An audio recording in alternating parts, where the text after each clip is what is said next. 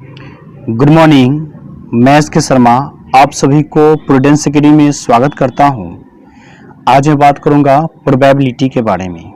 तो सबसे पहले ये जानते हैं कि what is probability. The ratio of favourable outcomes and all possible outcomes of an event is called probability. यानी कहने का मतलब है कि favourable outcomes and all possible outcomes का जो रेशियो होता है उसे ही हम क्या बोलते हैं, प्रोबेबिलिटी कहते हैं। तो यहाँ से आपको फॉर्मूला के तौर पे याद रखना है कि probability is equal to favourable outcomes by all possible outcomes. आप संक्षेप में ये कह सकते हैं कि P of E is equal to number of E by number of S। यहाँ number of E favourable outcomes को इंडिकेट करता है, number of S all possible outcomes को इंडिकेट करता है और P ऑफ E जो है वो प्रोबेबिलिटी को इंडिकेट करता है। देखिए यहाँ पे विद्यार्थियों की सबसे बड़ी ये प्रॉब्लम होती है कि आखिर फेवरेबल आउटकम्स कितना ले और ऑल पॉसिबल आउटकम्स कितना ले। तो सबसे पहले हम बात करेंगे ऑल पॉसिबल आउटकम्स के बारे में। यहाँ पर आपको ये ध्यान रखना है कि all events can be happen equal to all possible outcomes. सभी घटनाएं जो घटित हो सकती है, जितने भी घटनाएं हैं, ठीक है, वो जितने भी तरीके से घटित हो सकती है वो आपका ऑल पॉसिबल आउटकम्स कहलाता है। उसके बाद आपको याद रखना है कि all events will be happen equal to favourable outcomes. वे सभी घटनाएं जो घटित होगी वो क्या कहलाती है, आपका फेवरेबल आउटकम्स कहलाती है। यानी कि एक एग्जाम्पल के माध्यम से इस बात को हम समझते हैं कि एक सिक्का को हम टॉस करते हैं, ठीक है। तो एक सिक्का को जब हम टॉस करते हैं तो उसमें कितने तरीके से घटनाएं घट सकती है। तो अगर आप एक सिक्का को टॉस करते हैं तो हो सकता है वो सिक्का हेड आ जाए या हो सकता है वो सिक्का टेल आ जाए। यानी कि एक सिक्का को टॉस करने पर दो तरीके से घटनाएं घट सकती है, ठीक है। तो आपका ऑल पॉसिबल आउटकम्स कितना हुआ, 2 हुआ। लेकिन अगर आप एक सिक्का को टॉस करते हो एक बार तो एक ही आ सकता है, या तो वो हेड आएगा और नहीं तो टेल आएगा। मतलब दो में से कोई एक ही आएगा। यानी घटना घटेगी जो वो क्या होगी, कोई एक घटेगी, लेकिन दो तरीके से घट सकती है। तो ऑल पॉसिबल आउटकम्स आपका 2 हुआ, लेकिन फेवरेबल आउटकम्स कितना हुआ, 1 हुआ, क्योंकि कोई एक ही घटना घटेगी। तो यहाँ से अगर प्रोबेबिलिटी की बात की जाए तो आपका प्रोबेबिलिटी होगा 1/2। यानी कि फेवरेबल आउटकम्स आपका 1 हुआ और ऑल पॉसिबल आउटकम 2 हुआ, इसलिए प्रोबेबिलिटी 1/2 होगा, ठीक है। चलिए तब हम सम इम्पोर्टेंट इवेंट्स के बारे में जानते हैं कि अगर इस तरह का इवेंट्स होगा तो उसमें ऑल पॉसिबल आउटकम्स कितने लेंगे। देखिए फर्स्ट कंडीशन है कि when one coin is tossed, जब एक सिक्के को उछाला जाता है, ठीक है। तो जब एक सिक्के को उछाला जाता है तो हो सकता है वो सिक्का हेड आ जाए या हो सकता है वो सिक्का टेल आ जाए। तो यहाँ पर क्या दिख रहा है कि अगर एक सिक्का को उछालते हैं तो परिणाम दो तरीके से प्राप्त होता है, या तो वो हेड आएगा नहीं तो टेल आएगा। यानी कि यहाँ से ऑल पॉसिबल आउटकम्स कितने होंगे, तो 2। ऑल पॉसिबल आउटकम्स 2 होंगे। सेकेंड कंडीशन है कि when 2 coins are tossed together, जब दो सिक्कों को एक साथ उछाला जाता है। देखिए जब आप दो सिक्कों को एक साथ उछालते हैं तो हो सकता है कि दोनों सिक्का हेड आ जाए या हो सकता है कि दोनों सिक्का टेल आ जाए। हो सकता है कि एक सिक्का हेड आए और दूसरा सिक्का टेल आए। हो सकता है कि एक सिक्का टेल आए और दूसरा सिक्का हेड आए। तो यहाँ से आप देख रहे हैं कि जब दो सिक्का को आप एक साथ उछाल रहे हैं तो आपको 4 तरीके से परिणाम प्राप्त हो रहे हैं। तो यहाँ से आपका ऑल पॉसिबल आउटकम्स कितने होंगे, 4 होंगे, ठीक है। थर्ड कंडीशन है कि when 3 coins are tossed together, जब आप 3 सिक्के को एक साथ उछालते हैं। तो जब आप 3 सिक्कों को एक साथ उछालते हैं तो हो सकता है वो तीनों सिक्का हेड आ जाए, हो सकता है वो तीनों सिक्का टेल आ जाए, हो सकता है कि 2 सिक्का हेड आए और एक सिक्का टेल आए, हो सकता है कि 2 सिक्का हेड आए और एक सिक्का टेल आए, हो सकता है कि एक सिक्का हेड आए, फिर टेल आए, फिर हेड आए। हो सकता है कि पहले टेल आए, फिर हेड आए, फिर टेल आए। ये भी हो सकता है कि हेड आए और दोनों सिक्का टेल आए। हो सकता है कि एक सिक्का टेल आए और दोनों सिक्का हेड आए।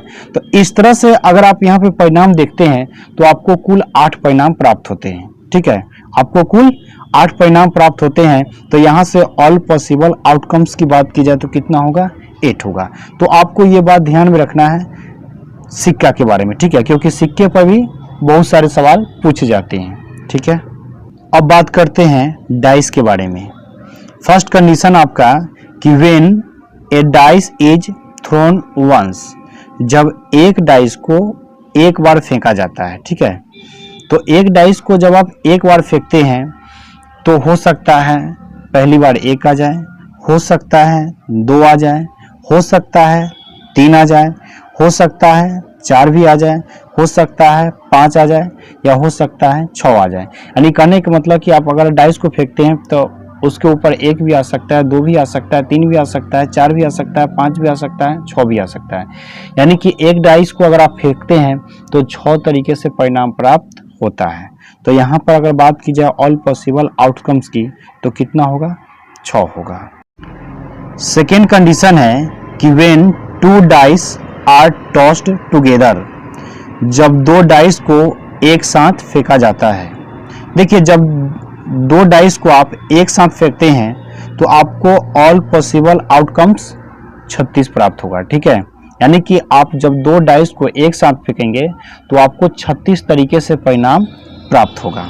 जैसे किस तरह से होगा, अगर आप पहली बार फेंकते हैं तो हो सकता है कि दोनों 1-1 आ जाए। दूसरा बार फेंकेंगे तो हो सकता है कि पहला 1 आए, दूसरा 2 आए। फिर तीसरी बार फेंकेंगे तो हो सकता है 1 आए, 3 आए। उसके बाद हो सकता है कि 1 आए, 4 आए। हो सकता है 1 आए, फिर 5 आए। हो सकता है 1 आए और 6 आए। दूसरी बार आप फेंकते हो तो हो सकता है 2 आए, 1 आए, फिर 2 आए, 2 आए, फिर 2 आए, 3 आए, फिर 2 आए, 4 आए, फिर 2 आए, 5 आए, फिर 2 आए, 6 आए। इस तरह से आप जब फेंकोगे, ठीक है, तो आपको इस तरह से कितने परिणाम प्राप्त होते हैं, 36 परिणाम प्राप्त होंगे। यानी कि यहाँ पे अगर बात की जाए तो ऑल पॉसिबल आउटकम आपको 36 होगा। ठीक है, चलिए तब हम कार्ड के बारे में जानते हैं। देखिए, कार्ड में आपको याद रखना है कि ऑल पॉसिबल आउटकम्स 52 होता है। कार्ड में ऑल पॉसिबल आउटकम्स 52 होते हैं। अगर बात की जाए कलर के आधार पर, तो कलर के आधार पर ये कार्ड्स आपका 2 पार्ट में बटा होता है। ठीक है, 2 पार्ट में डिवाइड होते हैं। फर्स्ट पार्ट है इसका रेड कार्ड, इसके अंतर्गत 26 कार्ड्स होते हैं, और ब्लैक कार्ड इसके अंतर्गत 26 कार्ड होते हैं। ठीक है, रेड कार्ड जो है फिर से 2 पार्ट में डिवाइड होते हैं। इसमें पहला होता है आपका डायमंड्स, इसमें कार्ड्स की संख्या की बात की जाए तो आपका 13 होता है, और हार्ट्स की बात की जाए तो इसमें भी कितने होते हैं, कार्ड्स 13 होते हैं। अब ब्लैक कार्ड भी जो है वो आपका 2 पार्ट में डिवाइड होते हैं। इसमें आपका पहला है क्लब्स, तो क्लब्स में बात की जाए तो कार्ड की संख्या तो 13 होंगे, और एस्पेड्स की बात की जाए तो एस्पेड्स में भी कार्ड की संख्या कितने होंगे, 13 होंगे। अब बात करते हैं डायमंड की। ठीक है, तो डायमंड में जो है वो आपका एक एस, जिसको हम बोलते हैं एक का, एक किंग, एक क्वीन और एक जैक होते हैं। यानी कि एक एस होगा, एक किंग होगा, एक क्वीन होगा और एक जैक होगा। तो ये डायमंड में ही नहीं, इसी तरह से हार्ट्स में भी एक एस, एक किंग, एक क्वीन, एक जैक होता है। क्लब्स में भी एक एस, एक किंग, एक क्वीन, एक जैक होता है। एस्पेड्स में भी वही बात होता है कि एक एस, एक किंग, एक क्वीन और एक जैक होता है। ठीक है, अब हम बात करते हैं नंबर ऑफ फेस कार्ड। तो नंबर ऑफ फेस कार्ड में आपको याद रखना है कि नंबर ऑफ फेस कार्ड का जो नंबर होता है वो कितने होते हैं, 12 होते हैं। ठीक है, अब आप यहाँ पर ध्यान लीजिए कि फेस कार्ड में 3 पत्ते आते हैं, 3 कार्ड्स आते हैं, वो है king, queen and jacks. King, queen and jacks, और ये किंग, क्वीन और जैक्स जो है वो आपको डायमंड्स में, हार्ट्स में, क्लब्स में और एस्पेड्स में, ये चारों में आते हैं। और ये 3 कार्ड्स होते हैं, जिसकी वजह से 4 के 12 फेस कार्ड्स होते हैं। ठीक है, अब बात की जाए नंबर ऑफ एस की, यानी कि एक्का की अगर बात की जाए तो चारों कार्ड में, डायमंड्स में, हार्ट्स में, क्लब्स में, सब में एक एक एस होते हैं, सब में एक एक एक्का होते हैं। इसलिए नंबर ऑफ एस की बात की जाए तो कितना होंगे? 4 होंगे। ठीक है, इस बात को याद रखना है। चलिए तब सम इम्पोर्टेंट पॉइंट्स के बारे में जानते हैं। फर्स्ट पॉइंट है आपका कि the probability of an impossible event is equal to 0। मतलब कि जो इम्पॉसिबल इवेंट होंगे उसकी प्रोबेबिलिटी क्या होगी? 0 होगी। सेकेंड पॉइंट है the probability of a sure event is equal to 1। जो श्योर इवेंट होंगे उसका प्रोबेबिलिटी कितना होगा? 1 होगा। थर्ड पॉइंट है the sum of all probabilities is equal to 1। यानी कहने का मतलब कि जितने भी प्रोबेबिलिटीज है उन सभी का सम जो होगा वो कितना होगा? 1 होगा। फोर्थ पॉइंट है आपका कि फॉर एनी इवेंट ई, यहां से आपको याद रखना है कि P of E plus P of not E is equal to 1। यानी कहने का मतलब कि कोई घटना जो ई घटा उसमें आपको याद रखना है कि P of E plus P of not E equal to 1 होगा। यानी घटना घटने की प्रायिकता प्लस घटना नहीं घटने की प्रायिकता, ये दोनों का जोड़ कितना होगा? 1 होगा। ठीक है।